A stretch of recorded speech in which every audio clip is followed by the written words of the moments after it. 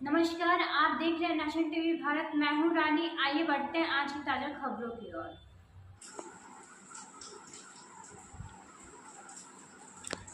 Paris Olympic 2024 games में अब की बार जेवलिन थ्रो में गोल्डन बॉय नीरज चोपड़ा के हाथ रजत पदक लगा है, जिसको लेकर देश के प्रधानमंत्री नरेंद्र मोदी और अन्य लोगों द्वारा शुभकामनाएं दी जा रही हैं। वहीं रुड़की के पास टोला ग्राम निवासी नीरज चोपड़ा के प्रथम कोच नसीम अहमद को बधाई देने वालों का सिलसिला जारी है और आज लोगों द्वारा एक दूसरे को मुंह मीठा कराकर जश्न मनाया गया। नीरज चोपड़ा के प्रथम कोच नसीम अहमद ने खुशी जाहिर करते हुए बताया कि नीरज चोपड़ा एक साधारण परिवार से आते हैं, मगर उनका शुरू से ही जेवलिन थ्रो में रुझान रहा है। नीरज चोपड़ा पहले से ही खेल के प्रति संजीदा रहे हैं। नीरज चोपड़ा का वह 2011 से लेकर 2016 तक रहे हैं। वहीं पेरिस ओलंपिक में नीरज चोपड़ा का परफॉर्म बहुत ही अच्छा रहा। हालांकि गोल्ड जीत न पाने का हम लोग मलाल है, लेकिन हमें संतुष्टि है।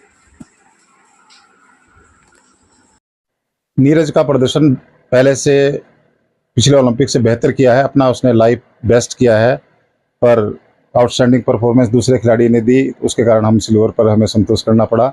पर नीरज एज ए चैंपियन की तरह उसने कल अपना इवेंट किया था और हमें हमारे देश को फर्स्ट, इस बार हमारा कोई सिल्वर मेडल नहीं था, तो नीरज का आज भी हाईएस्ट इंडिया के अंदर मेडल रहा है, तो हमें सिल्वर मेडल दिया। उसके लिए नीरज को, पूरे देश को, सभी को बहुत बहुत बधाई मेरी ओर से।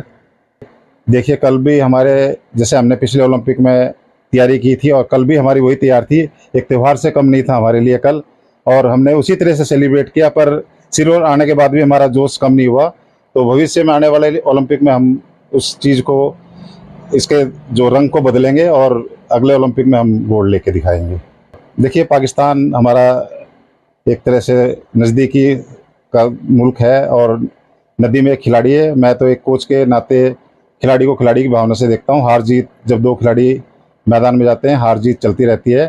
पर हम अगले ओलंपिक में नदीम को भी दिखाएंगे कि आपने 93 मीटर के आसपास जेवलिन फेंका है, हम 95 मीटर जेवलिन मार के और न्यू रिकॉर्ड बनाएंगे।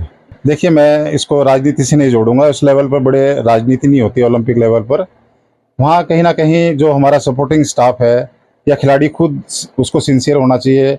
मुझे जहाँ तक नॉलेज है, उन्होंने वेट कम करने के बाद थोड़ा इवेंट लड़ा था, तो पहले ओलंपिक में वेट एक बार होता था, इस ओलंपिक में 2 बार होता है।